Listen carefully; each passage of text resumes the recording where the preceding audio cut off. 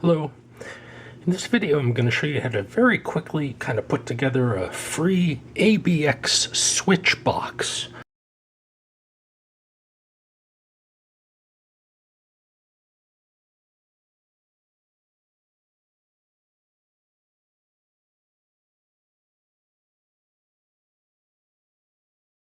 Now this is not a fully functional true ABX switch box, but they're expensive and hard to find. I've seen them even for $1,000. Whereas this one is based on a little switch box you buy from Amazon for only $19.95. Woohoo! It's got three little buttons on it right here, A, B, and X. And basically you hit A, you're hearing source A, you hit B, you're hearing source B, and you hit X. And that's the mystery one. You don't know which is it, A or B. Anyway, you keep hitting them in any order that you want until you decide, hey, you know, this one and this one sound exactly the same. So that means X is B. And so you score that on your score sheet. You write down X is B, and that was what's called a trial. You want to do about 16 trials. You could do even as little as 10, but 16 is nice because that way you can even get a few wrong and your results are still statistically significant. If you're doing a 16 trial test, if you get better than 75%, not 75%, better than 75% correct, so if you get 13 right, 14 right, 15 right, or 16 right, that shows significance. That shows statistical significance at the sort of pre-approved level of point P equals 0.05, which is kind of an industry standard. Anyway, you need to buy one of these called a TENEALAY RC-32 switch box, or any switch box that has 3 or more inputs. You really only need 3 though. Sometimes it's cheaper to buy these things with a video input also, oddly, but you don't use that. Also, you don't care that this one has 2 outputs, A and B. You're only going to use one of the 2. You pick which it is. Anyway, here's how you wire it up to turn it into a switch box. Oh, you're also going to need a coin to flip a coin and decide which is X each time, whether it's actually A or B. So you're going to shroud this with either a black cloth or a black sock because you don't want the person taking the test to see how the box is wired up each time. But we're going to show you how the box is wired for this initial trial. Let's pretend that we're comparing two, for instance, DACs. We want to hear a difference between 2 DACs. So what you do is you take your wire from your 2 DACs. So here's the cheap DAC. And here is the expensive DAC.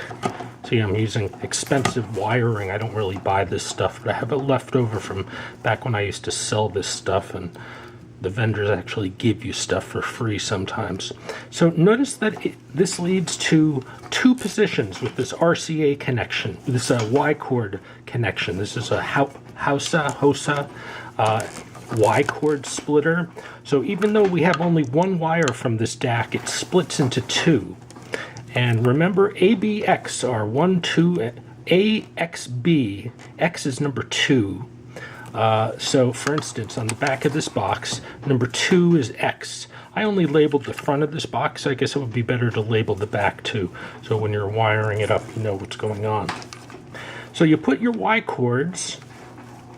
We're going to do a first trial, and we're going to use the expensive one, the expensive DAC, as X for the first trial. So these 2 are the same signal, and these 2 are the same signal. Make sense?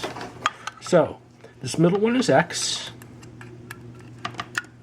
and number 3, as we see from the front here, number 3 is B.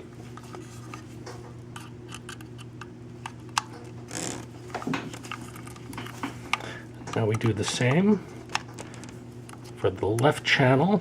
So now every time you hit either 3, which is B, or X, you're hearing the same thing. However, the person you're testing doesn't know this, so they're going to be hitting all these buttons to try and figure out which 2 are the same.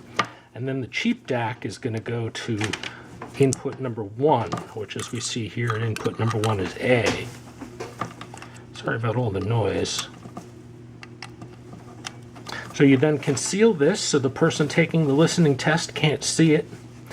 And then the output of this device, of course, goes to your preamp, your headphone amp, or however you're listening to your results. And then they switch between these three, deciding which two are the same. And then they score that on their score sheet.